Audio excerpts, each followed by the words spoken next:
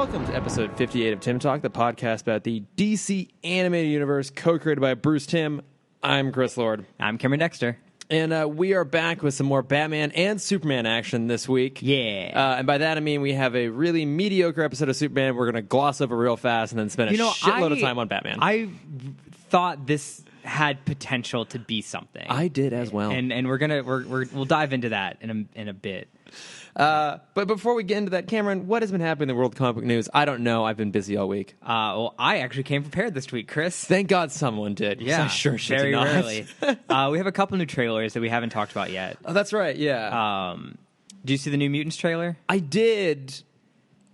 I'm not interested, like, at all. I've made this point a few times before of, like, I love when, like, superhero isn't a genre, but just kind of a theme. Sure. And that's what I feel like this is. So for the people who haven't seen the trailer, New Mutants is basically a horror film that just happens to have mutants in it. At least that's what the trailer and that was makes it the perceive. discussion that was happening before the trailer, then the trailer came out and kind of confirmed that.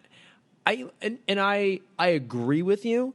I think for me, this suffered. I expect for me this will be kind of like Logan as well, which is like on its own, I can appreciate it for what it is, but you still haven't given me the fucking X-Men movie I want. So don't give me the one that I didn't ask for. Don't worry, Chris. Dark Phoenix is on the way. Oh God, it's probably gonna be terrible. But I mean, it's just like, you know, when I first thought New Mutants, like, okay, cool, like maybe we'll actually get to do like a whole bunch of students at the Xavier school that doesn't really have to do much with the X-Men. Like, I would love to see that movie of like what's it like to be a student there, and you know, maybe some of these characters like the real X-Men are off in the periphery, and maybe we're gonna get like the classic yellow and black suits, kind of like Negasonic, Teenage Warhead, and Deadpool. So you mean you want Sky High? Yeah, kind of. I guess that's the problem. Every Sky is actually a pretty solid movie. It's such a good movie. Yeah, it's all been done before. Yogi, what's up, Brandon? Want to say hello? No. No, he doesn't. Okay. But yeah, I mean, you're asking for Sky High. That is the best X-Men movie we have so far. Yeah, it's kind of like how Hercules is the best Superman movie we got. Yep. Yeah, I don't know. I mean, were you excited about it? I mean, I think I've mentioned this before on the podcast. I'm very anti-horror. It's That's not true. a genre that it's ever not your really jam, clicked with really. me. Yeah. But I mean, depending on how people, review this movie, like if it reviews well enough, I will end up going to see it. Like I saw, what was the movie at the beginning? Get Out. I watched that one. Oh yeah. That was more of a thriller than a horror.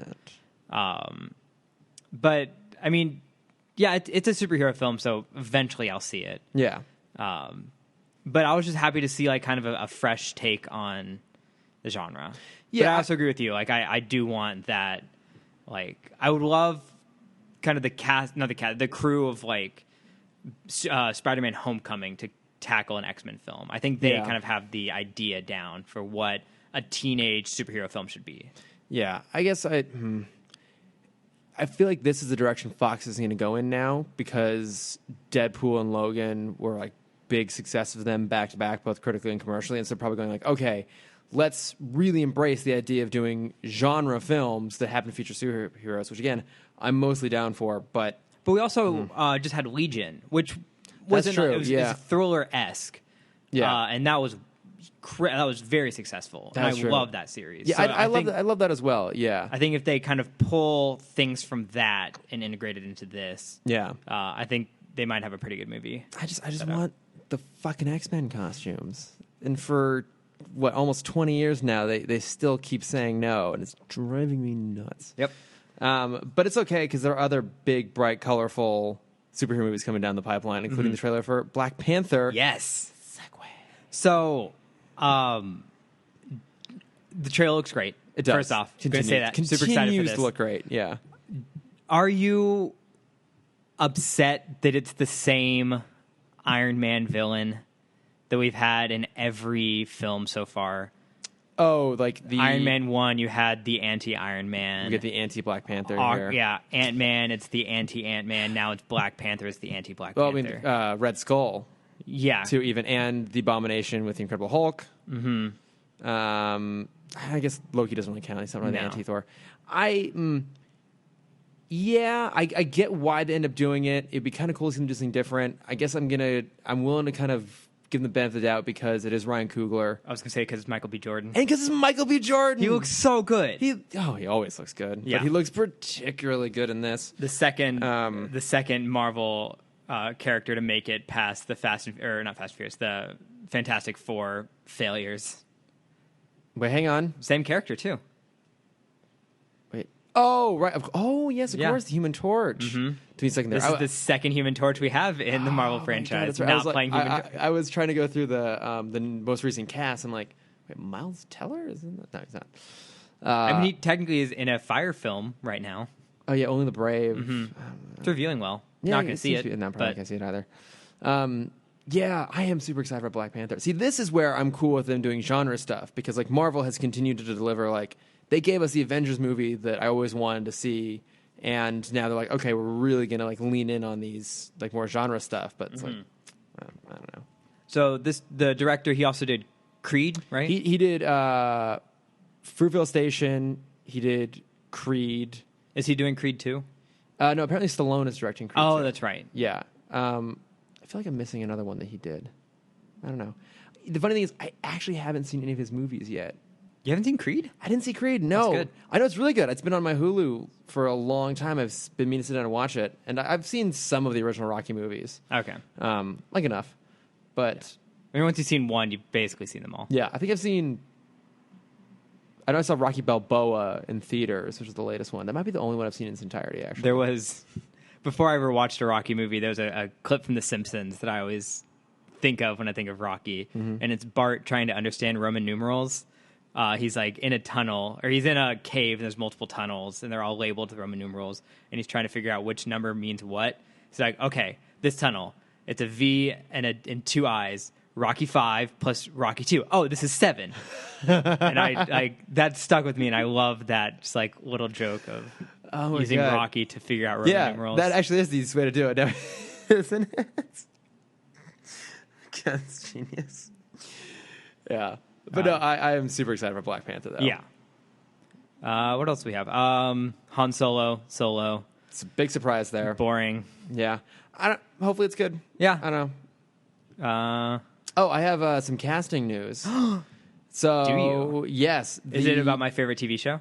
Well, it's about an offshoot. It's about the new Teen Titans live action. Ooh. They have cast Beast Boy. Who? I don't know if you'll Obviously, know. I didn't care. I didn't You care to didn't look look this it up. I don't know if you'll know him by name, but Ryan Potter. The cousin of Harry Potter. Yes, Harry Potter's cousin. Got His it. American cousin Ryan. Goes No, to Ilvermorny. he. What do you think he is? What are their houses again? I don't Go. remember. He's He's a goat. There's like a bird and a. I don't know. They're all based off of Native American things. I don't remember. Pidgewidgeon, I think is one. No, that's Ron's bird. Oh, fucking okay, whatever. Pidgewiggin is his bird. Yeah. Yeah, right. he is the voice of the main guy in Big Hero 6. What's the kid's name? Hero. Hero. Mm-hmm. Jesus Christ. What's the name of the main character in that movie Big Hero 6? You mean Maine? Yeah. That's the character of 6. Yes, he was Hero in Big Hero 6. So here we Okay. go. That's his look right there. Okay, I'll take that as a Beast Boy. No, I'm down. Just Yeah. have to look for it. He's a good looking guy. I'm gonna look up some more photos of him real quick. He's probably over 18. You continue. I was gonna say double check the age on that one.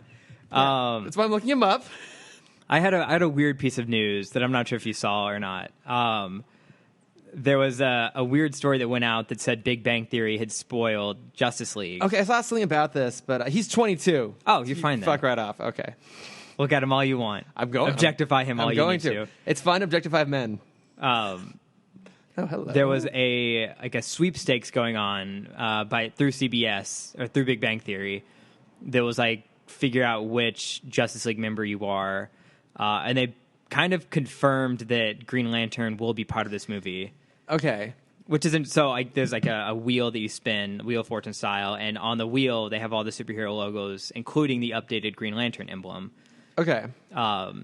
So obviously that doesn't confirm, that doesn't spoil anything big, but it does confirm that Green Lantern will have some part in this. And we also kind of get that in the trailer when Darkseid's henchman lands on Earth. He does say like there's no lanterns around here. Yeah. So like we now know that that's confirmed, which is exciting for me because I would love to see them destroy my favorite franchise a second time. Hey, you know what? Batman has been ruined before and come back. Yep. So who's to say that Green Lantern can't also? Can't also be ruined a second time and then maybe come back. And then maybe come back. Yeah. But so we don't know anything about it. I have a theory that it's going to be Abin Sur will come and kind of like give wisdom, and then maybe like post credit he'll get injured, and then we'll see the ring fly off. Okay, and go to someone. Because I'm sure it's gonna be Hal Jordan again. You think so? You don't think they're gonna go Jon Stewart? Well, there's talk about them maybe doing like a buddy cop style thing, right? So that might end up being Hal Jordan and Jon Stewart. I like that. That'd be my guess. I don't think they'll do Kyle Rayner. Which you know who I want? The one that everyone forgets? Guy Gardner. Guy Gardner. Yeah, just want a super hot head on the team. I think Guy Gardner's just because everyone hates him. Everyone hates him. He's too much of a joke. I love it. And I feel like Kyle Rayner has kind of been replaced once again by Hal Jordan. And Hal Jordan's kind of come back in popularity. Because I think in the mainstream comics, Hal Jordan's the current Green Lantern, right? I assume so. Because they added a fifth one. They did? Oh, they did? Yeah, the Israeli Green Lantern. Yeah. I think he's Israeli. Middle Eastern Green Lantern. I'm looking this up here. Yeah, I did see something about that. Mm-hmm. That was a couple of years ago, but I don't remember anything ever happening with him. He had a cool suit. I just remember that. I think it's in Justice League Unlimited where they make the Guy Gardner joke where they're trying to find new members to initiate into the Justice League. And like Guy's picture pops up. Before they can even say anything, John and Howard's like, no. Oh, I do remember that. Yeah, when they're trying to pick the new JLU members. Mm-hmm. Is this? No, fuck it. I don't know. I'm trying to look up the new. I want to say his name's like Amir, but I could be wrong. Yeah, whatever. We'll figure it out another time. It's too much work. I feel like other things have been happening in news. I don't know. Any other big ideas? Things we're talking about? I can't. No, I think we can start what we're supposed to be talking about. Superman? Okay. Are you starting with Superman? I'm so fucking tired. You're doing great. You're doing great. Guys, PA work is hard. Got action figures. Action figures. I thought this was a Toyman episode. I was very wrong. I thought that too, and then I saw it was Metallo. I'm like, okay, maybe, because I do generally like their version of Metallo. I love that's Malcolm McDowell. I love the idea here of him having amnesia, which pretty much goes away pretty fast. Like, yeah, he pretty quickly remember Superman goes, "Oh right, I'm an asshole." I wish. So I had a note going off of our famous segment that I continue to forget about of the "How can we make this better?" Yeah. This episode has such a rare opportunity to kind of give like this crisis of conscience feeling, because like when we first meet Metallo, he does have amnesia and he starts helping people. We have the idea of like what's the phrase, I wrote it down because I never forget, inherent good, like the idea that people are inherently good, and without any kind of coding they will do the right thing, and that's so cool that we see that. But then the second he gets his memory, I'd love for him to have that fight of like, I've been doing all these good things. I feel good about doing all these good things. But then there's just this overwhelming Superman coming in. And we had this story a few times in BTOS. We did, Penguin had it. Catwoman had it. I guess Poison Ivy never Harley had a real kind one. of had it. Yeah, Poison Ivy faked it. But I still feel like this didn't live up to those. They had an opportunity to make such an iconic episode like those. Yeah. And they just it fell flat pretty quickly. I think part of it is, watching this does feel in a lot of ways like a condensed version of the animated series or the BTOS. We talked about the fact that, like with BTOS, we got origins, then we got like a lot of characters in origin, a series of episodes where they like try different heists and that sort of thing. And then towards the end of the second season, we were getting all these like, will they reform sort of things? They're doing team ups. They're constantly trying to evolve the characters, and those all felt earned. So like when Harley tries to give a genuine go at like turning good, she's earned that arc because you spend so much time with her. Like this is literally only the second Metallo episode. And I don't know if we needed more time with him or we just needed a more nuanced portrayal. What I would have really loved is Batman's ideal. He wants the villains to reform. Yeah. So those episodes are great because we see Batman have hope that this will happen. Superman doesn't really have that. He thinks bad is bad, good is good. He's a Boy Scout. Yeah. I would have loved for him to be the thing that would have kept Metallo bad. Yeah. Of like, he wanted to reform. Superman sees him. He refuses to believe that he can change. Like, bad is bad. Bad will always be bad. And I would have loved for that to be the thing that causes him to be like, well, if Superman says I'm bad, then I guess I'm still a bad guy. I'll kidnap these kids and throw them in a volcano. Yeah. Yeah. Also, this episode takes place on a volcanic island. Yeah. And I was like, oh, well, Which I think BTOS is never in did a volcano, Norway? but no, they did do... yeah, I think it's because I try to look up the actual name of it. My notes, it's Raknavik or something. Raknavik. Yeah, so I guess but it looks like a tropical. I don't know. Yeah. It's weird. Well, the Norway is Reykjavik. Reykjavik, yeah. Norway. So I wasn't sure if they just didn't pronounce it right or just Yeah. like, well, it's different enough. It's different. I was gonna give it shit because like, oh well, BTOS never did a volcano. Then I forgot about Night of the Ninja. How could you forget? Oh, I was going to say shirtless Batman.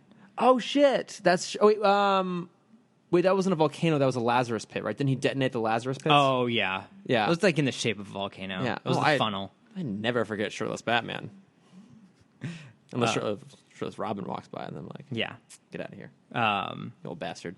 We have the typical 90s trope, as we brought up before, thing that kids like have a fear of for no reason, of the memory loss or amnesia. God, it's just... I love that trope so much. Yeah, It's like an easy thing to throw away. Yeah, man, I really want to be more positive about these things. I don't want to shit on these episodes, but it's just everything about it seemed kind of clunky. Like, okay, so right from the beginning there, when they do the like Angela Chen's recap of like supervillains, did you find that to be a clunky way of getting some exposition out about Metallo or a clever way? It was nice to throw back to where he was, because I Yeah. did forget that he was underwater still. It's been a while. Mm-hmm. He was a pretty early on villain. And Yeah, he was like episode 4. yeah. But no, I did appreciate the quick callback instead of doing like previously on Superman. Yeah, I mean, I guess it was a clever way. It felt a little bit clunky. I have a note here that says "never recognize me." What the fuck does that mean? I mean, we haven't seen Metallo in a full metallic suit. He's always had a little bit of skin still. Yeah. So maybe the like. There was a small thing that I noticed. I don't know if you saw, and I don't know if this was intentional. The little kid playing with the action figures. Mm-hmm. One of the action figures was Orion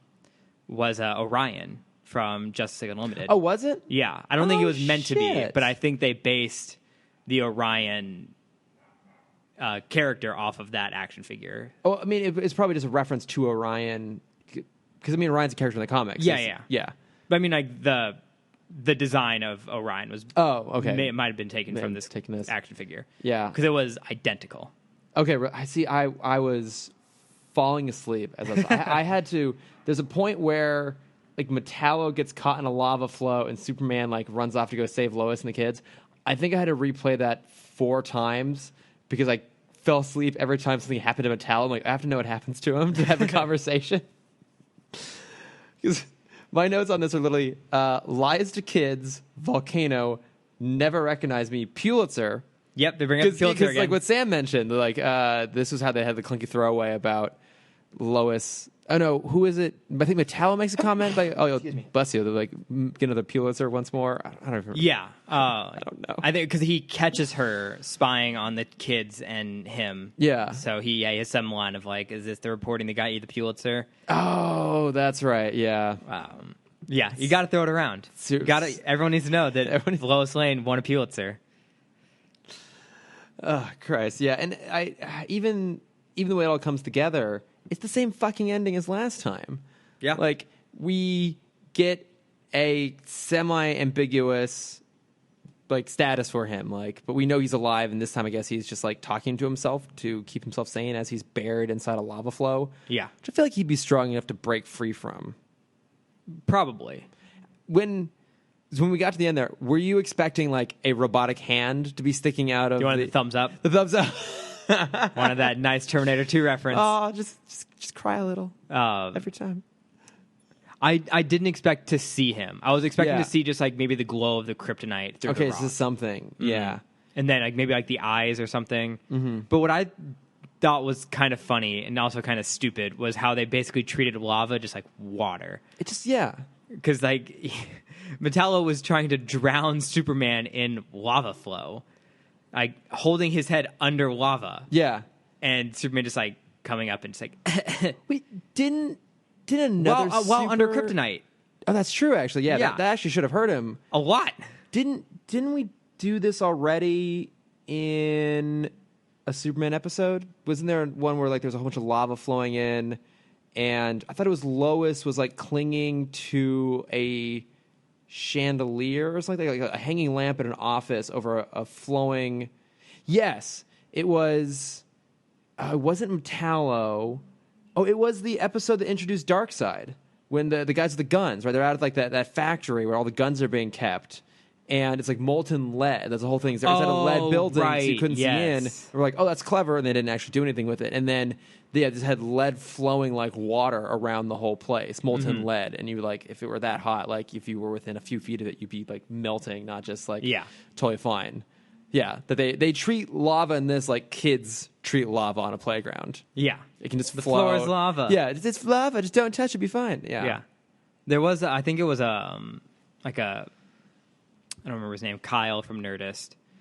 Oh, yeah. I think he did an episode of like what would happen if you actually fell in lava. Okay, what I thought happened? that was funny. What happened? Since it's so dense, you wouldn't sink. Oh, that like makes you sense. wouldn't water, yeah. you would bob. Oh, ooh. Yeah, so like the water or all the air and water in your body would boil immediately. Oh, God. And so it's kind of this like the air pressure would continue to change in your body, so you'd just like constantly be bouncing up and down in lava. I mean, you'd be dead immediately. Yeah. But your body would continue to like, it wouldn't just burn instantly. I mean, Or melt instantly. That actually would- obviously catch fire. kind of funny to watch. Wouldn't it? Yeah. Fun facts. You ever think about throwing yourself in a pile of lava? They should do that in here. Like next time they have lava around, they should just portray it very accurately. This body instantly dying and then like gas steaming out of it and Have bursting and like popping. the villains throwing like like someone who's squealed on them in lava, and it's like the police will never find this body, and like like bounces back it's to the like, oh, surface. it's like, oh shit. Wait. But so, do we need to get that out of there? Like, Someone get like a long pole, yeah, to so push him get that underwater. stick over there. We got to drag him out of the lava. This didn't work. Boss, why didn't you think of this? I don't know. I didn't think lava had these kind of properties. Yeah. I always thought it was just like water, just hot water. It's just so hot. It's just hot water. Oh my God. I would watch that. Yeah. Yeah. Oh God. I think that's it for this episode. I know. Plowed straight through that because it I wasn't much mean, to talk about. if we didn't have the introduction of Timm Drake to talk about as well, I'd say it'd be worth spending more time on this. But kind of forgettable episode here. Pretty damn good one when it comes to New Batman Adventures. Story-wise, yes. The Oh. animation was very clunky for me. Actually, you know what? Yeah, I have some notes on this. Yeah, I guess I was just excited. I get excited about every single new Batman Adventures because, like, even more so than BTOS, this is my Batman. Okay. Because, like, I was finally old enough to watch this when it aired, and so, like, I still have somewhere tons of the toys that came out like back in '97, and it's like this is my iteration. That's cool. Like when I would build Lego Batmobiles and Lego Bat vehicles, it was all based off of like this era. Oh, Memories. Sweet, sweet memories. Young Chris. Whimsy. Before we get into that, who's our sponsor this week, Chris? It is Jessica and Solange Take Down the Patriarchy. Oh, I haven't heard of that one. I have yet to listen to it because I'm a bad fellow podcaster. That's fine. So am I. Yeah. Well, you're a worse fellow podcaster. I'm a much worse fellow podcaster. Yeah. I'm hoping that at some point they'll come in and record at the booth and I can just hear it when I tech. Because I should probably listen to it otherwise. But they take down the patriarchy. Ooh. So Let's hear it. Here's a promo for it. I'm Better be good. Solange. Oh. All right, let's do it again. Start over. I'm Solange. And I'm Jessica. And this is our podcast, Jessica and Solange Take Down the Patriarchy. We break down movies from a feminist point of view to see how they uphold or take down the patriarchy. Listen to us on Nerdist School Network or subscribe to us on iTunes, or you can find us on SoundCloud. We come out the last Thursday of the month when we can. Be a part of the resistance just by listening and supporting us. It's that easy. Oh, and go vote at all elections. Ooh, how fascinating. How rebellious. Yeah. Sounds like they're really on their way to taking down the patriarchy. God, I hope so. But luckily, I don't know. I'm really struggling for a segue here. It doesn't matter. Would you say that the patriarchy has sinned? Yes, no, let's go. Let's go I'm with not even that. going to try. The episode's called Sins of the Father. Yeah. I feel like I need to explain that before anything. Our next episode of Batman is called Sinz. Yep. Set in a nightclub. Yep. A gay New York nightclub called Sinz, but the Z. That probably exists. I'm sure it does. Yeah. I'm going to look that up, actually. Talk about this. Well, I think I want to know. In Dallas, there's a hotel, or no, there's a club called Purgatory, if I remember correctly. What? Where the top floor is supposed to be like colder and it's supposed to be like heavenly, like blue tones. The main floor is Purgatory and it's like a neutral floor. And then if you go down to the basement, it's supposed to be a little hotter and have red tones. Mm-hmm. I haven't been. I'm sure one of my friends will correct me on this. But I think that's what it's like. That sounds awesome. Yeah. It sounds like a place I would walk in like, this is novel. 10 minutes later, I'm done. Yeah. Bye. This also might have just been from like a TV show and I'm placing it in Dallas. Okay. There is a Sinz nightclub with a Z. In New York? Maybe. It says New England. Let me see. This is really important. La Passion Avant. Chris, you're about to out me as like going to this nightclub last time I was in New York. This might be a sex club, actually, now that I look at it. Stop outing me on our podcast. Yeah, this is I think that's what it is. It's along the North Shore region of Massachusetts. Okay. And there's a hotel accommodations nearby. So we should ask Vasilius Steve then. Yeah, when he's on in a few weeks, like, Vasilius, the most important question we have for you is, do you know anything about the Sinz nightclub? Sinz. So we have a Tim Drake backstory. Sorry. Real quick. Oh, you're not done? Okay, let's continue this. Real quick, this is the top line here. Sinz Social Networking was founded in 2004 as a private, members-only social organization. It was created on the basic principle that our culture has turned its back on the idea that adults, specifically adult couples, need places and events to enjoy without the family-friendly atmosphere that permeates our present-day society. So it's an orgy club?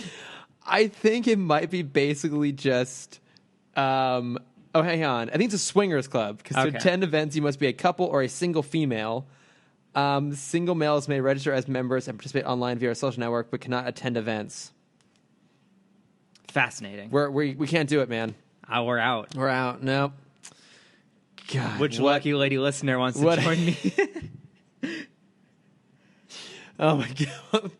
We'll have a competition. Who gets to go with Cameron to Sinz? No, that does not need to be a competition. When you go, you just have to dress as Green Lantern. Oh, yeah. Yeah. Of course. Which one? I'd rather do Blue Lantern. Because I want to be hopeful. God, you're such a fucking nerd. All right. We're going to talk about Robin. Or should I be an Orange Lantern? Because I want to be greedy. No, we're not continuing this conversation anymore. What's the lantern for lust? What's that one? That's pink. That's the Star Sapphires. Isn't that... It's love, but it's like love. a lustful love. Oh, okay. So It's like obsessive love. love in a negative context. Yeah. Okay, there you go. Go as the pink lantern. I'll go with Star Sapphire. You need to dress as Star Sapphire. Yeah. Yes. Full, like, diamond open across the chest. Oh, absolutely. And all. Everyone needs to see this perfect belly button. Yeah, thigh-high boots. Yeah. That weird crown thing that she wears. Yeah. All yeah, of it's it. almost like the Galactus crown. Yeah. Like that. But with less branching going on. Galactus just has the two branches, right? Doesn't it like go up off and like fork off to the sides? Or is that some other character I'm thinking I think it's of? some other character. I don't know. I'm also going to look this up. It's a very informative podcast for all of us. Yeah, what did you talk about Robin when I look up Galactus headband? So this is Tim Drake backstory. They kind of... Is this the original Tim Drake backstory? I feel like they kind of combined it a little with Jason Todd. Because Tim Drake's dad is still alive. Yeah, so it is... in a lot of ways, is actually more along the lines of the Jason Todd origin. So I didn't look up Jason Todd specifically for this, but I know a bit about him. I looked up Tim Drake. So, but yeah, Jason Todd was like a kid living on the streets. I think at the time he was an orphan. I'm not quite sure about that. But how he first met Batman was he was stealing one of the hubcaps off the Batmobile. And I forget how he went from there to being Robin. Simon Baz. Sorry. What? Going back 30 minutes. Simon Baz is the Middle Eastern Green Lantern. Oh, wait, what does he look like? I'll pull up a photo. It's like that. Oh, that's a cool look. Right? It's a little S&M with the mask there. Yeah. This is what I imagine. What's he holding? It's like a... He's got a gun? Oh. Why is he holding a gun? Is it a Green Lantern gun? I mean, it's like a handgun with like a green handle on it, but it's like a normal gun. I thought he was holding a martini shaker for a second. Yeah. I don't know why I thought that. Because the first alcoholic superhero. Actually, probably not the first. Oh, definitely not the first. But so that's how Batman discovered Jason Todd. So in this version, it's more or less Jason Todd's origin, but the name Tim Drake. Because at this point, so Tim Drake became Robin in 1989, and so like he was kind of the go-to Robin. But in this situation, he's like stealing donuts. He's just kind of a street urchin, and he still has a dad, if only temporarily. And he's using his Batarang, his trusty Batarang that Batman left. Exactly, yeah. So there's a comic I actually have. So because around this time, they published a whole bunch of like Batman Gotham Adventures or whatever. And there's one called The Lost Years, which I'll go into detail after we've done Old Wounds, which tells the story of how Robin left. But this comic basically fills in the gaps of how Tim Drake came across the Batarang, why Dick left, what he did while he was gone as Nightwing. I think it also covers how Batgirl actually came to know who Bruce was and how she got involved in the team. And they all kind of weave together. It's really cool. I kind of flicked through it last night to see if it was that relevant. It's not, but I'm talking about it anyways. No, that's really cool because I did have a lot of questions because this did just kind of jump us into a new Batman world. Also, real quick, what did you think the Galactus headdress looked like? I looked it up. The way I imagine it is for the listeners, it's like there's like diagonals at the top, and it comes down and it's like angled here, and then it like dips down, and there's two more here. You're more right than I was. Oh, right. It comes out from the neck. Yeah, it kind of comes out from the neck, but you're right. It is kind of like two just basic bars angled. Who has the forky? The branches? That might be a new god, actually. I don't know. I should have waited to do this. I should have done this while you were doing the Instagram story. You should have. It would have looked a lot better than my stupid ass face. Okay. Tim Drake. Yes. So, street urchin Tim Drake. Stealing shit from the cops. His dad worked for Two-Face and stole something from them. Mm-hmm. Also, Two-Face's henchmen real quick to start shooting at a child. Yeah. Like, no remorse. He's running away, and they're just like, fuck it, we're going to go ahead and shoot this kid. Like, I know when they moved from Fox to Warner Brothers, I don't know if they had to do with the network or whatever, the restrictions changed, but now they were totally okay with child endangerment, and they just jumped into this head first. When Tim grabbed the rug and slid down the rail, awesome. Coolest kid in the world. Great move, yeah. I was really hoping we were going to have some sort of, like, even just like a brief 15-second Home Alone situation. Oh, where, yeah? The apartment complex was just, like, in crumbles. Yeah. And he knew how to get around, but they didn't. So, like, when they tried to take a stair, like, the whole staircase would have just collapsed. And he would have, like, done, like, heh. And I kicked open the door and walked out. That would have been That's what I wanted so much. That would have been amazing. I was expecting like a very 90s guitar riff, like as he like slid down there. Yeah. Oh, they needed it. They really needed it. I mean, it is clever on their part, though. They set up pretty quickly that he's already has some skills. Not only has he been practicing the Batarang clearly because he's pretty skilled with that, but he can leap around. He's got like some gymnastic abilities. He can slide down the thing. I mean, he's very much like that like 90s cool kid. Yeah. With the crazy hair and the jumping around banisters and stuff. But I like him. I don't know if I actually like him in this or I just like him because I remember him from back in the day and loved him then. No, he's great. He's a little bratty. Yeah. But it is cool to see him come almost pre-trained. Yeah. So, and I forget, this is your first time seeing this episode. It is. Right, okay. So how did his whole kind of arc work for you in this? Like, do you think his segue into kind of being discovered and going to the Batcave and becoming Robin, like that all flow well? I feel like I'm too biased to really like. No, that's fine. No, I liked it a lot. I don't know why I'm trying to do this off memory when I have notes here. Stupid bitch. Stupid bitch. Just stupid bitch. I probably love those YouTube videos. I know, right? That's who I aspire to be. I feel like I like when he's captured by Two-Face. I like the interrogation. Batman. Actually, no. Go ahead and finish that, and then I'll jump back to that. It's one of those episodes where they just weaken Batman to a point of just like, what are you doing? Kind of level where Timm has to save him multiple times. That part I didn't love. Yeah. So Two-Face captures Tim Drake, finds out his dad left him a key. And apparently every key looks different in Gotham because I love that. When Bruce looks at it, he's like, oh, yeah, I know that imprint. Obviously, that goes to the airport lockers. That's like borderline like Sherlock Holmes-esque. Yeah. He's like studied every form of pipe tobacco so he can just like identify it based off like smell and taste and texture. Yeah. Batman has gone around and inspected every key. Well, I mean, I assume he's rich enough. He has like a locker. Oh, he also has to hide his bat suits. That's true. So he just has them stashed around. In every public place, there's a bat suit hiding somewhere just in case. I prefer to think that he occasionally like takes a day off of like going into Wayne Enterprises to like brush up on Batman homework, and his homework for that day was literally to like sift through a box of keys and like try and guess which ones were right. Yeah. He's like, this tastes like the train station. He just has like a box of note cards on the side. Yeah. Damn it, it was a subway station. Fuck. This is a ferry key. Yeah. And then, like, in his frustration, he knocks up the box and they'll get mixed together and he makes Alfred come and resort them. Alfred, I knocked over my homework. On my way, Master Bruce. So yeah, Batman kind of blows up off the pier, is saved by Tim Drake, brought to the Batcave. Second kid he just randomly brings to the Batcave. Oh, that's true. What was his? Is it Zero Newt? King. Is it Frog? One of those. No, Newt's from Aliens. I don't remember if they ever actually named him, to be honest. I think so. Toad? No, that's the X-Men character. But yeah, Tim Drake's just kind of walking around the Batcave. The only person really smart enough to walk upstairs, and he makes the connection that. Well, it's not a hard connection to make when you walk through the room, and like first there's Thomas and Martha Wayne, then there's just the trophy case of like this person.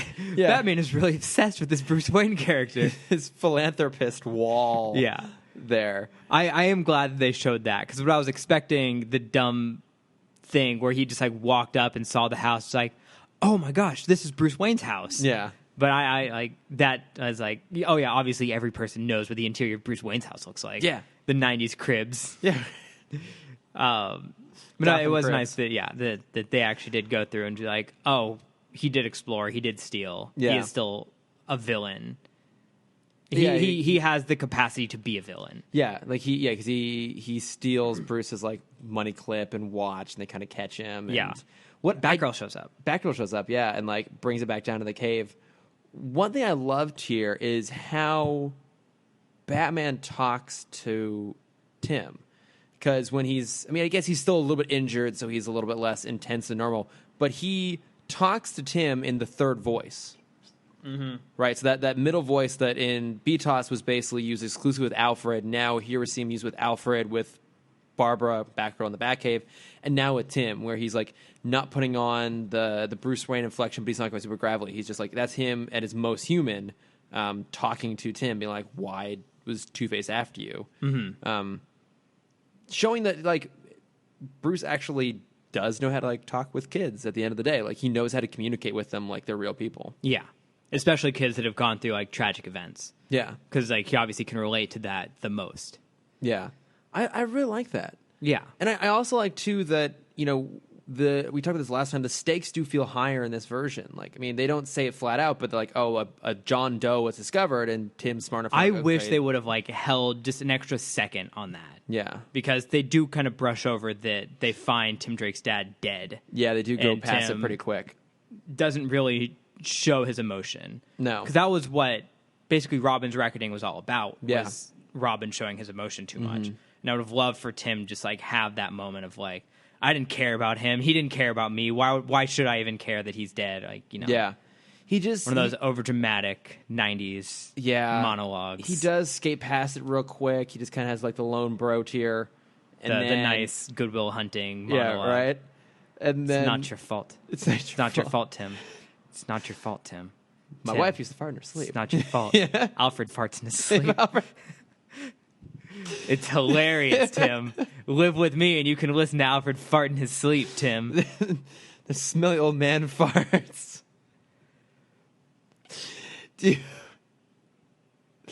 I don't know where I was going. I don't know. They gloss past it real fast that his dad died, and they just go real quickly into the fact like, oh, like Bruce has now adopted this kid. Basically, at the end, he's like, "Oh, you're training with me." I would have liked a moment. Like, it would have been a little cheesy if they had a moment where Bruce is like, "I'm gonna take you in," or like, do you think it worked better to kind of gloss past that and get straight to the training thing? I would have loved to like have a sweeping shot where it would start off with like Tim's luggage or like court papers that just had like Bruce's signature. I didn't even have to say adopt, and just like court Bruce Wayne's signature at the bottom, just like a symbol to show that Tim Drake now lives here. Yeah, and then pan over to them training together. Like I didn't need a scene or like him saying like you're staying with me now. Yeah, just like an object in frame that confirms it, and then go into the training. I guess. Yeah, I mean, this isn't a very emotional episode. No, it seems especially compared to Robin's Reckoning. Yeah, and maybe they were just trying to avoid rehashing that, which I guess I can appreciate because Robin's Reckoning is still amazing. But it did feel like it was just trying to do a lot of stuff in a short period of time. Like, I'm pretty sure this must have been the originally intended first episode of this series. I'm not sure why they chose Holiday Nights again because that already showed like Robin existing. Yeah. So this precedes it timeline wise. But also, this basically introduces us to almost all of the new elements. So we have obviously new Bruce, new Batman, new Alfred, new art styles. The new art styles. Yeah, the new Bat boat, the new Batmobile. Bringing in the new Robin. We're reintroducing the fact that Dick Grayson will be in the series, but in a different capacity. We didn't even talk about Dick Grayson yet. Oh, I know. So much to say about his one line. I do want to ask you though, like, what did you think about the plot of this episode though? This idea of like the two chemicals mixed together, the bomb sort of thing. I could care less. I wasn't really invested in it either. Obviously, because we've spent the past 10 minutes talking about everything but the actual plot. You know what really threw me off? You know the one thing that was like, this is dumb? What? Is when he starts the countdown clock on the bomb. It's 3 minutes. It's not 2 minutes. Why would he do? Yeah, that like it was so dumb. But I was like, "What are you doing? That's not your number." Yeah, he went to such great lengths to have a binary chemical mixing bomb to demand $22 million. $22 million. Yeah, by 2 a.m. It's gonna really throw them off and have a 3 minute countdown. Yeah, exactly.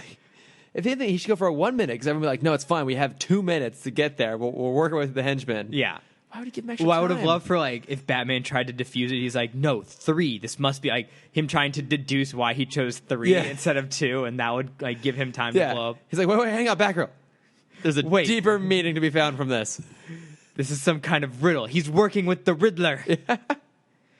His 2 faces plus a third. Who's the third face? Oh my God, it's Clayface. This is a Clayface taking over Two-Face situation. Too many faces.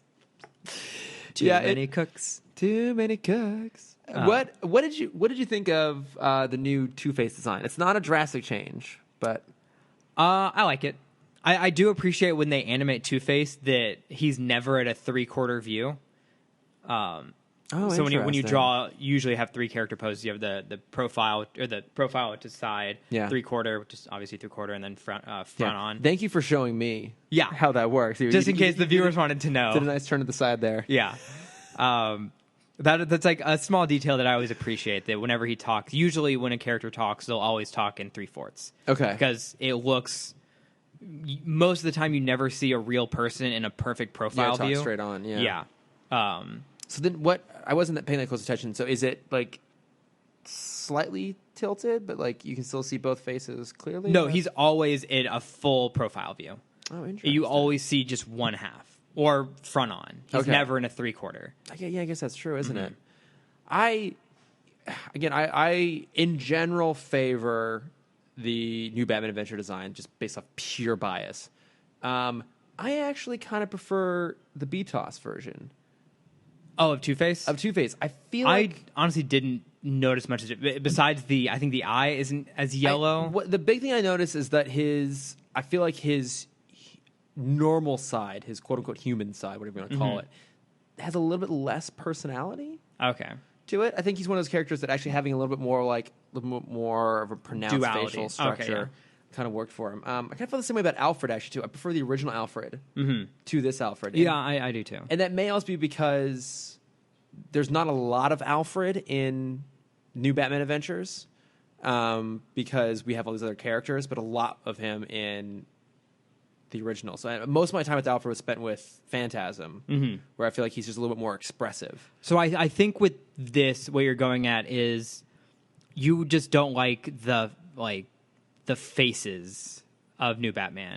But no, in general, though, I do. I think these two stood out for me because they're the only ones that I really felt like diminished a little bit, because I prefer everyone else. Well, I think it's because they minimalize the style so much that they don't have all of those lines to use as expressive lines. Yeah. So I love the new Batman and new Robin and Batgirl because their face is covered and you're basically just watching a silhouette move around. So you have that kind of fun. And Two-Face and Alfred, they're a little more stoic characters. They're stiffer. They don't really have the opportunity to have that fluid movement that we see with Batman. No, I guess they don't. So they kind of lose their expressions because they can't use their body or their face anymore. Yeah. Well, and I guess also because their overall aesthetic didn't change. Their design basically just adopted the new style, but they didn't get a costume makeover. Maybe there's less other stuff to get distracted by, right? Like obviously, like Batgirl is a huge change, for example. Yeah. Her cape is blue now. Cape is blue now, but I've always liked the. I can't handle that, Chris. It's too much. I need the yellow contrast. But I've always liked the black and yellow look on her, which is what they adopted here. And I realized actually last time we did a new Batman adventure, we didn't talk about the new bat suit itself. Like what do you think going from BTOS to NBA? I'm not going with that. Yeah, Not yet. yeah. I mean, I think we briefly touched on it before. I love the cape being a cloak and kind of moving in that silhouette of like perfect coverage. Yeah. There's a character, or there's an anime called Soul Eater. I don't know if you've ever heard of it or watched it. No. It's a very interesting plot or idea where it's a school of kids trying to become the next Grim Reaper. Sounds amazing. It's so cool. I need And to watch more anime. you do. And the way they illustrate the Grim Reaper, it reminds me a lot of the new Batman style. Okay. Because it's obviously he's just like a black body with a face. But he has that, like, when he's covered, Batman just kind of a tube, and it like kind of points out at the bottom where just like all the flares out. That's the same look they give. Flanges? Sure. Is that what those things are called? I don't know. Fuck it. I don't know. It's the same look they give Grim Reaper. And it's Okay. really cool. Yeah, I I'll pull up a photo for you. did because I mean I know in BTOS obviously his like the outside of his cape is dark blue, basically black, and the inside is lighter blue. I imagine for contrasting purposes that's easier to animate. Is there part of the change here? How are they able to go to then having an all black cape and still make it work? Like was it just that animation got more sophisticated, and so they could get away with less visual color contrast? I'm not even sure what I'm asking. It's easier to animate when it's a solid color because Okay. you don't have to deal with shadows or anything like that. Okay. So there's that. But what I love, and I think I brought it up before, is they just have the ability to kind of break the body more. Because when Okay. it is one solid color, you don't really have to worry about like, oh, his shoulder's here. How is it going to move when he's dodging like this? Okay, I see It's what you just you mean. kind of imagine like the tube is his body. However, the tube moves. Obviously, his body follows. Okay. Which they didn't really get well in this episode. I think this episode kind of failed on the animation side a little bit. There's one moment in particular where Yeah. Batgirl does this kind of cartwheel into a kick onto a goon, where halfway through the cartwheel you see kind of the animation stop, and you can tell it's just the cell is rotated, Okay. and that it was such a small thing, but it really stood out to me. Like, oh, they stopped animating this. I did make a note about that. The animation did seem cheaper in this. I think since this was supposed to be the first episode, I don't know in which order they and made it. I have nothing to back that up. It really feels like it should be. Yeah. And I don't know because this still feels like they're trying to use the BTOS animation style. Okay. Like it's the new look, but the old animation. Okay. They're still trying to make it like Yeah. they did the old show. Yeah. Okay, that makes sense. Especially with Two-Face's running animation. At the Okay. very end, he kind of runs off the side, and it's very reminiscent of how they would always do it with the old ones. Okay, yeah, it did seem a little bit off. What did you think of the new... That's what it looks like. Oh, Kind of have that on the side. Oh, that's really cool. Such a cool show. Oh, what? Yeah. Man, he's got those big-ass fingers. Yeah, he's awesome. Those make some great finger snaps right there. Yeah. Does he finger snap in the show? I don't think so. God, what's the fuck? But he's cool. It's such a unique visual show. Yeah. Still talking about Soul Eater. Oh, yeah. Sorry. For the viewers. For our viewers, yeah. There's a character named Death the Kid who's great. Is he a deaf kid? No, he's the Grim Reaper's son. Okay. But his thing is all about like being perfectly symmetrical, and if he's not, then he like can't handle life. I can respect that. I can appreciate that. But he has these like 3 stripes in his hair on one side of his head, so like he can never like Sounds like pretty cool, actually. he has 2 guns that he uses as Okay. his as his scythes. Okay. And they always make fun of him. He's like, everything has to be perfect, but he's not perfect. Oh, that's so clever. Yeah, it's a great show. That 3 stripes thing sounds awesome. Where were we? I was gonna say it's not really. I don't know if it's worth talking too much about the new design of the Batmobile. We've covered that before in the mechanic episode about how this is, I think, both of our favorite iterations of the Batmobile. Right, the new Batman Adventures one. Yeah. What do you think of the new Bat-Boat? The Bat-Boat. It looks a lot like the bat plane, the Bat-Wing. The Bat. It's fine. When I was typing up the bat boat or whatever Yeah. it was, I called it like the bat sub. The bat sub. Fuck this. I'm It looks done. like the Bat airship. Yes. I Look like the bat thing that goes to the sky. Yeah. I really prefer this version of the Batboat. Again, bias. Mm-hmm. I just think it's just a cool, really sleek look. Yeah. Like the wings off the side and the fins. I never loved the original Batman, the BTOS Batboat. It was a weird shape, and it's more like a submarine sort of thing. And I don't know, this has it's like a speedboat kind of look to it. Yeah. Well, the original one I feel like is what the Schumacher Batman's based their Batboat off of, if I'm remembering correctly. Kind of. Yeah, I mean the Schumacher Batboat doesn't have the wings off the side; it just has one huge, It has the fin. one huge fin on top, and it's an open top thing, and so you've got one seat. Okay. So there's some similarities there. Of course, probably the best Batboat would be the 1960s Batboat. Well, everything from 1960s is the best. It's a cool fucking Batboat right there. That's the one vehicle that's not included in my Lego kit. That kind of bums me out. Aw. Which I still haven't finished. I did have, sorry, to go off topic not off topic, side topic for a How second. dare you? We have kept This ourselves is on my topic the podcast, entire Chris. You're just running away with it. I love how every villain has a perfect working knowledge of broadcasting stations and how easy yeah. it is for everyone to take over the networks. It's so. I mean, I feel It's like amazing. I feel like they have to talk about that in, while they're at Arkham. they It's just like- sit down and they have a class on Yeah. That's their version of homework. Is they go and like, okay, well, before we commit this scheme, we have to make sure we brush up on chemical-based explosives, and we really got to finish our training on these broadcast systems. Every inmate has to at one point take over the Arkham speaker the Arkham system. channel.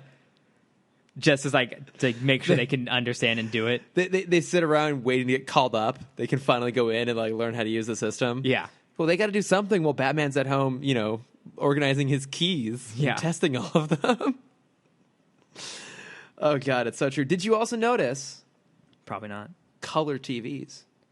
No, I didn't. That's a good point, though. Yeah, we have moved beyond the black and white televisions. That's awesome. Congratulations, guys. Yeah, you finally got color television. Well, I feel like that's with the whole time. show. This iteration feels much brighter than the original BTOS. Well, you can... Especially thinking like where we started with leather wings. Yeah. It's such a different color palette. It really is. And I don't know how far down the line they had their plans. I don't know if they were already starting to chalk Justice League when it came around to doing this, but I imagine they had an idea of like, okay, we're going to do Superman. Because they had like 4 years off in between BTOS and Superman.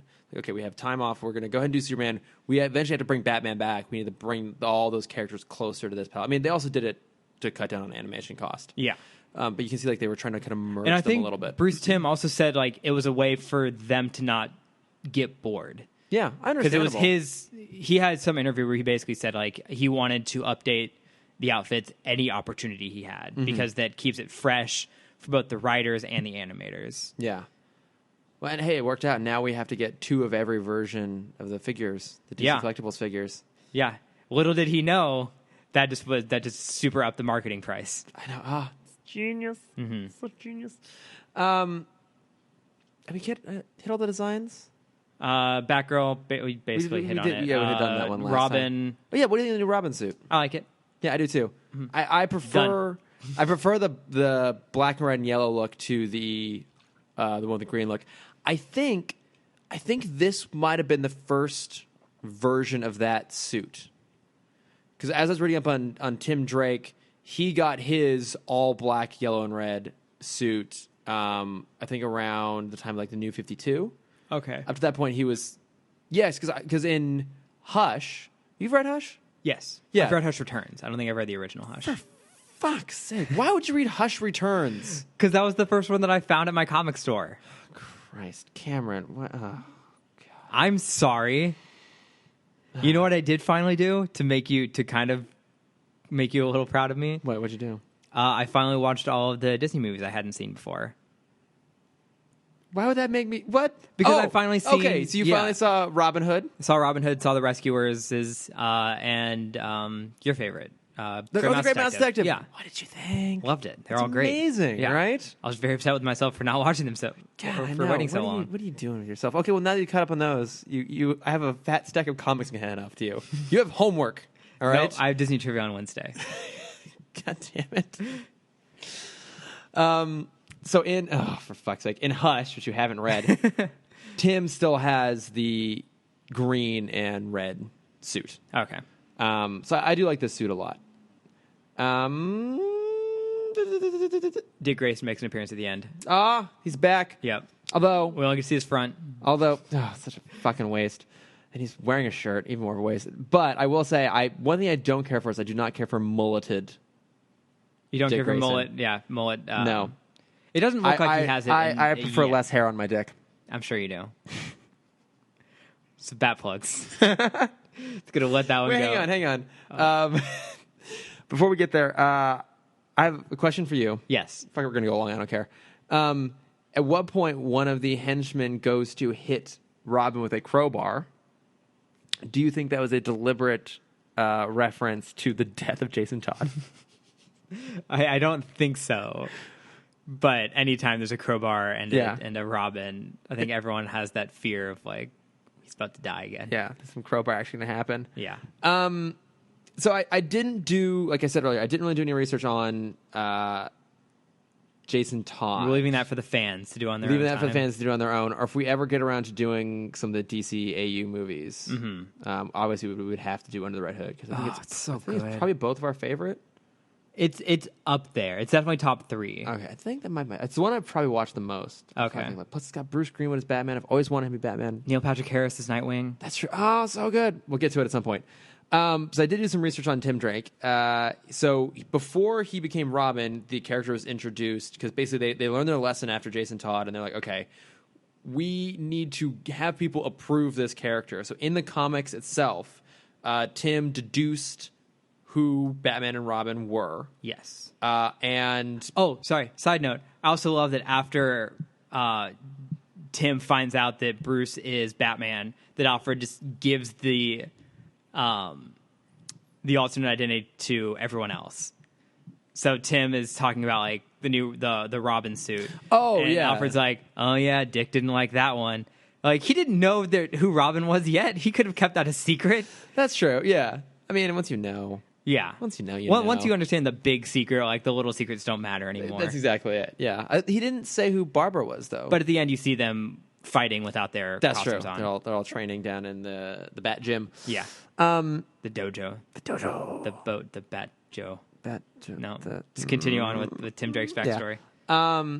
So he was able to prove himself to both Dick and Bruce prior to becoming Robin. Mm-hmm.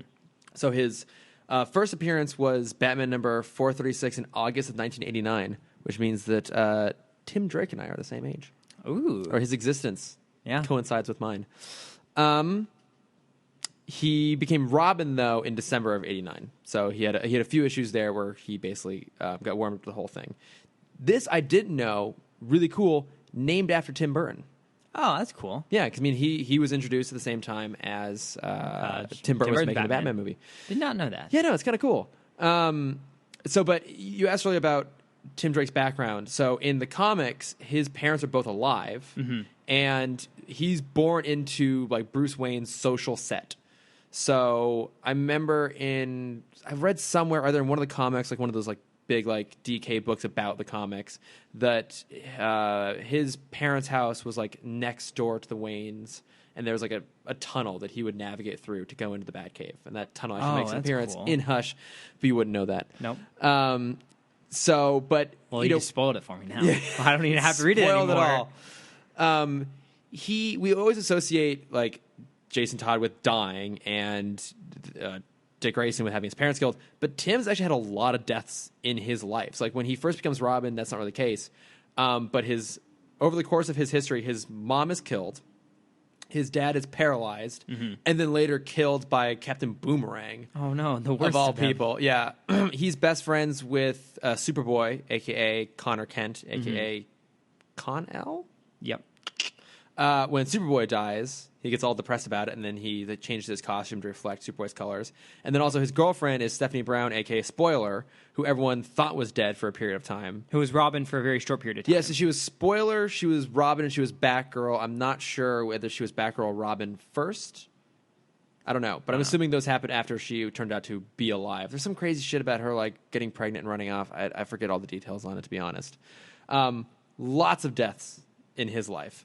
And I feel like they didn't know what to do with him after Damian came around. Because they turned him into Red Robin. They turned him into Red Robin, yeah. Where he kind of has a psychotic breakdown. What? What's a psychotic breakdown thing? I don't In know. the beginnings of Red Robin, this is when Bruce was missing / dead. Oh, okay, yeah. Tim kind of lost his mind and started just murdering people. Oh, okay. There was something. I did skim through the wiki. There was something about that. Yeah, because I read those comics. Did you? I did. Oh, I read the first shit. couple issues of Red Robin. Oh, okay. I've never read any of the Red Robin stuff because solo stuff. Dick didn't know how to handle it. Because he was like trying to figure out. Like he didn't even know like what Bruce would do to ring Tim in, because Tim leaves America. I think he goes to Europe. He goes off to try and find Bruce, believing him to be alive. He's the only one that doesn't believe that he's dead. Yeah, and there's some weird story arc about him getting involved with Lucius Fox's daughter and the League of Assassins and some other, I don't. Did you read any of that stuff? I think that was after I stopped reading. Okay, yeah, because I have Battle for the Cowl, but I haven't read it yet.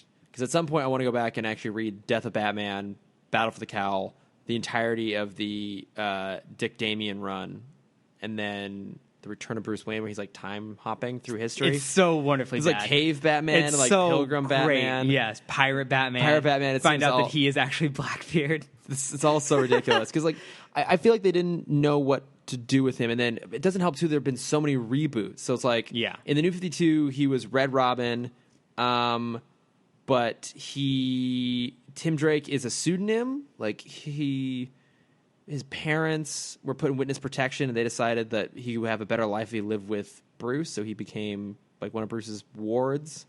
But I feel like they didn't know what to do because in a lot of ways, Damian is a more interesting character to have be Robin. Yeah. So I feel like they just kind of shoehorned him in random places. Like at one point, he became Batman Beyond. Okay. Like Terry died in the comics, and Dick or Tim replaced him, but then Terry came back and Tim came back, and I don't know. I mean, it doesn't help too that we've now had like. Well, then there's also Batman Incorporated, where there's just a million Robins. There's a whole bunch of them. Yeah, there's all these stories about all these different Robins. I'm so out of touch because it's so fucking confusing now. Because now we not only had New 52, but then we had DC Rebirth now, and it keeps just getting changed around, and I don't know what's happening. Yeah, more at this point. But I really love him as a character. I think a lot of that for me came from this show, maybe more so than anything else. But I have read some comics, including like No Man's Land. He's in those. Okay, I think for a bit. I forget. Sounds like everyone's in that. Sounds like something I should read at some point. Honestly, it's really good. Again, that's in my stack of comics I have back home. So maybe other Thanksgiving or Christmas I'll grab them and bring it back down. But it's actually really worth reading. They're really, really good. Okay. And they're really dark, too. Good. Which you'd expect from Batman. Soul. Like your pitch black soul. Yes. But you don't even have a soul. What we're talking about.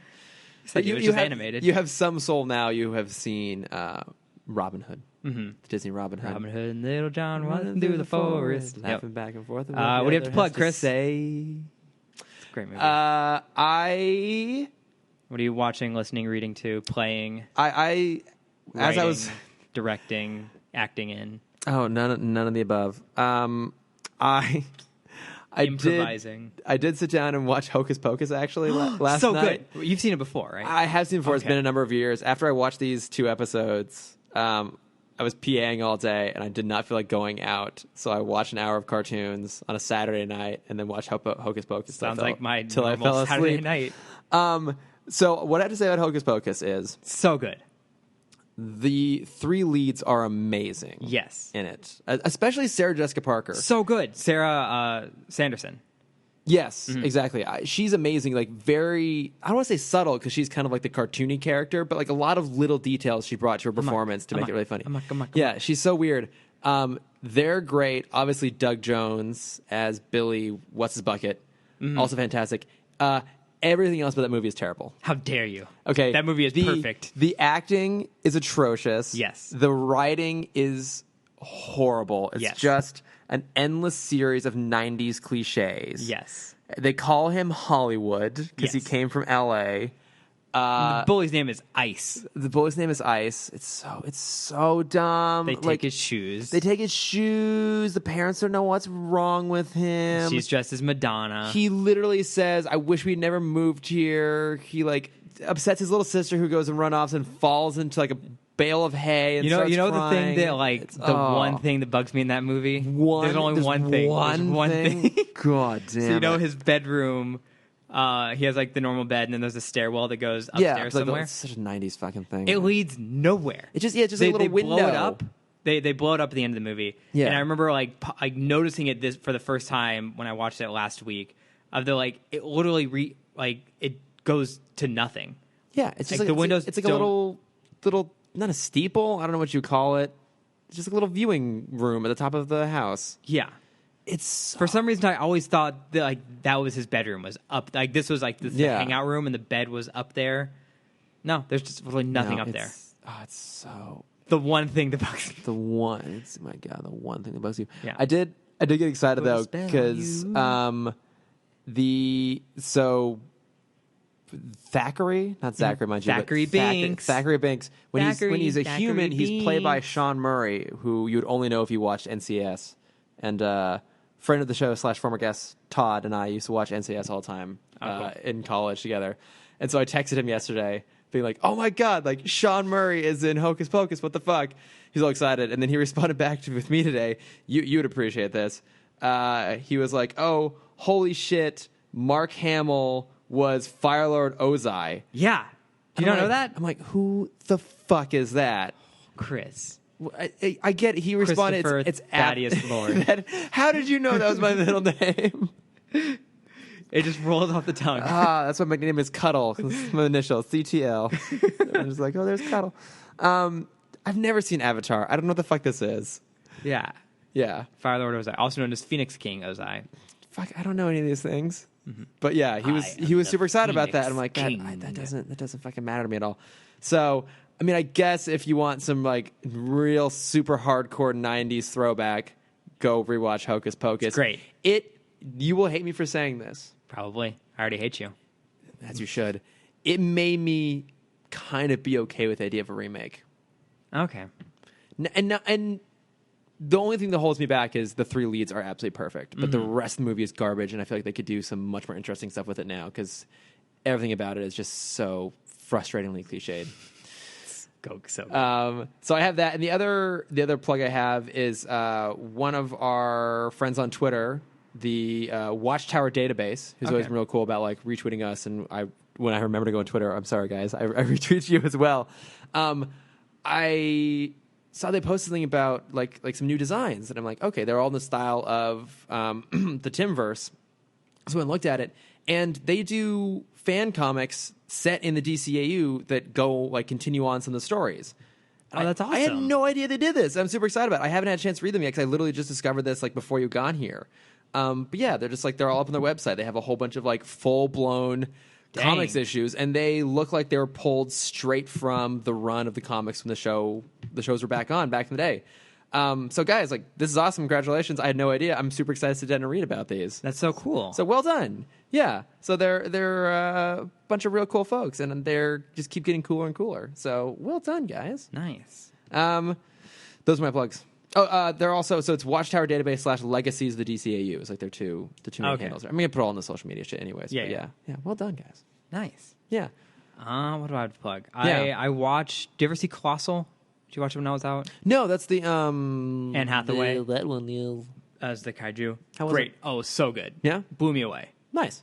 It's on Hulu, and it's like I said at the top of the episode. Like I love subverting genres. Like you think it's one thing, but it's not. Yeah, that's what this movie is. Like you think it's a monster movie, but it's not. It's much more of like I don't want to say coming of age, but like it's drama, right? Yeah, kind of. Or it's Anne Hathaway just trying to get her life together. Okay, she has a bad breakup. Also, what's his face from Legion is in it. He's the ex-boyfriend. Also, he sings Evermore in Beauty and the Beast. He's Beast in Beauty and the Beast. Dan Stevens? Yes. Dan Stevens is the ex-boyfriend. Oh. And it's great. It's a handsome man, Dan Stevens. Yeah. Great movie. I watched The Foreigner. How was it? Weird. Yeah? I don't like seeing Jackie Chan sad. It does something inside me that just makes me really upset. I mean, is it... It's not a great movie. Okay. It's a fine movie. So, I define a good movie as, does it know what it wants to be, and does it succeed at it? By those definitions, is it a good movie? Yes. Okay. Jackie has maybe 20 words. He plays a very stoic person. Okay. Lots of crying. Yeah. How is Pierce Brosnan in it? Great. Okay. Very hard to understand, but great. Yeah. I mean, his Irish accent is like full blown in that. Yes. Like that's even beyond like Die Another Day when he just stopped pretending to be British and was just basically playing Bond as Irish. Yeah. No, all the Irish people are very hard to understand. Okay. The first half is a little slow because there are no action scenes. After the building blows up, which is the first like 3 minutes, it kind of is in this lull until Jackie's finally like, okay, I'm gonna just start beating the shit out of people. Okay. And that's when it gets like really cool. You know, because it's almost Rambo-esque at some points. I was intrigued by it partly because the director is Martin Campbell, who, do you know what he did? No. He did GoldenEye. But more importantly, he also did Casino Royale. Oh. Which I will defend that movie till I'm dead. I would die defending that movie, literally, because it is probably my favorite James Bond movie. And that movie, the action in it is absolutely incredible. And I've always given him credit for knowing how to do action very organically, but he just hasn't done a lot of great stuff since then. He directed Green Lantern. Oh, damn it. I know. And I think he did it was like Edge of Darkness or something. It was a Mel Gibson like trying to find what happened to his daughter sort of movie. It was not particularly good, but I've always considered like he's done some really great stuff. I mean, Casino Royale, objectively speaking, is a great film. Yeah. Just never really. There was one scene they show in the trailer that is so much cooler in the trailer than it is in the movie. Oh, is that when he like the sneaky blanket thingy? Yes. Yeah, that's such a cool moment. It's such a cool thing, and they just completely gloss over it in the movie. Like you see it happen in a second. Did they also show Jackie then trying to like subtly like climb out from underneath the No, leaf I blanket? wish. The follow up to that. I wish. No, Jackie's awesome. I do love him. Now that I think about it, it is very much a Rambo film. Like Okay. people are comparing it to Taken. It's very much more Rambo. Okay. There's a moment that I just love with Jackie because he plays it too straight. When Pierce Brosnan is in his office, he's about to go to bed, so he's trying to call his dog over, and the dog is like passed out. And like Brosnan, you see him kind of like emote of like, he killed my dog. Like, how dare he? And like you look over and Jackie's standing there, and he's like, dog's not dead. And I'm like, damn it, Jackie. It's like Right. you tried too hard on that one. Tried a little too hard on that line. No. But it's great. And then the last thing I want to plug, because I don't think I've had a chance to talk about it yet, because it's amazing. There's a SpongeBob musical coming to Broadway. Yeah. How? The soundtrack was put on Spotify a few weeks ago, Okay. and it's amazing. I love it so much. Is it? I'm assuming it's eventually gonna make its way to L.A. God, I hope so. Everything. It has to. Everything always does. Yeah. So you've been listening to it, I'm sure. Yes. How is it? It's amazing. Yeah. It's beautiful. It's wonderful. It's everything you want in a SpongeBob musical. Is it? They have a remake of Best Day Ever, which is one of my favorite SpongeBob songs. It's fine. Yeah, I have seen I think one episode of SpongeBob. Wow, that's impressive. To be honest, it was just a little bit after me. Oh, okay. Right. So when did SpongeBob start? 99. Okay. Yeah. So 98. Oh, yes, I would have been 98 because it started the same year Fairly Odd Parents did. 10. I mean, I watched Fairly Odd Parents. I don't think that SpongeBob seemed at the time. It seemed a little too juvenile at the time. Yeah. So I didn't really watch it. That being said, the one episode I've seen, I've probably mentioned it here before, was when SpongeBob and Patrick end up on the crew of the Flying Dutchman. Yes. And they're like, "Oh, East, I thought you said we." No, oh my god. So that's not when there's an episode where they end up on the Flying Dutchman. Yeah. And that's when it's the weedle. That's not the episode you're talking about. Okay. You're talking about the Dutchman's Treasure episode when we first meet the Flying Dutchman because Mr. Krabs think they're playing a board game. Yeah. And Mr. Krabs thinks it's a real treasure map. Okay. Because it's 30 paces east. East, I thought you said west. But I thought You're fired, Patrick. I thought they were like navigating the ship, and he was like, "Oh, we were supposed to go this way." No. But isn't that the? But I remember them also. They're on the crew of the Dutchman, and like they're trying to go between some reefs, and they're just like SpongeBob keeps saying like, "You're good, as like the whole side of the hull is getting scraped off. I think you've seen 2 episodes. Have I seen Yes, 2 because those are 2 episodes? separate episodes. Mein Gott. Or maybe you're just thinking that one audio clip is in the other episode. Maybe, but I think I have seen that episode where they say that. Okay. I guess I've conflated them. Mm-hmm. I don't know. Great episodes. Anything with the Flying Dutchman is great. Okay, yeah. I mean, to be fair, I enjoyed that. I feel like Yeah. I'll probably never go back and rewatch it, but I have subsequently decided that it seems like it's pretty sophisticated and adult in its humor. The early seasons were. Okay. Before the movie, they were great because it was the same. The creator was the director of all the episodes. Okay. After the movie, the creator left for a little bit, and that's when a lot of people said it had its dip. Okay. And it's been, 2 movies? 3 movies? Yeah, there's been 2 movies. Okay, yeah, I haven't seen any of them. But yeah, soundtrack's I'm a great. monster. I highly recommend listening to it. Bikini Bottom Day, it's a great song.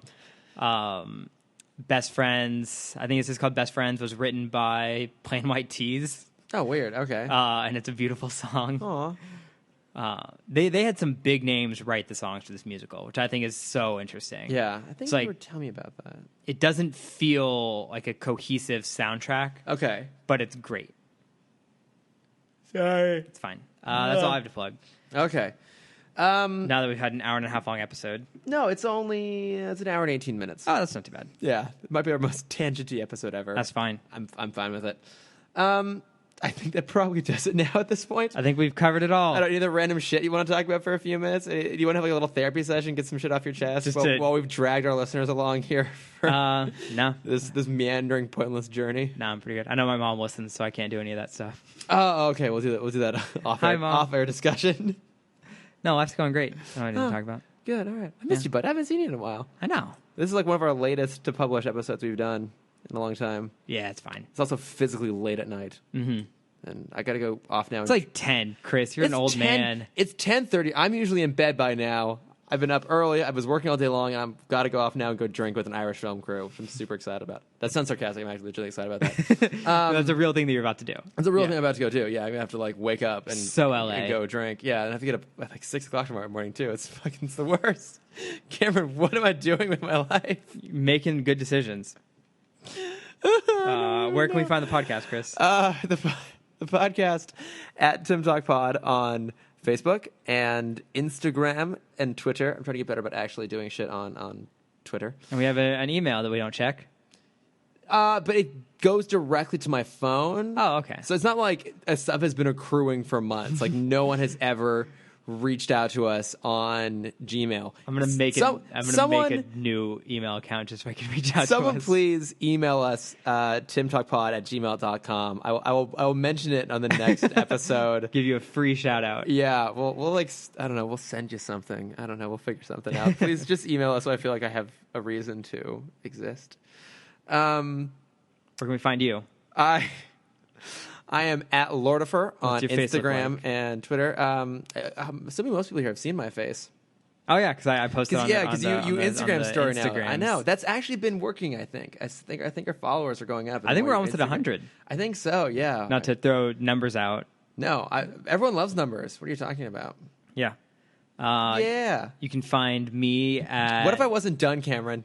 I'm ending you. Please end me.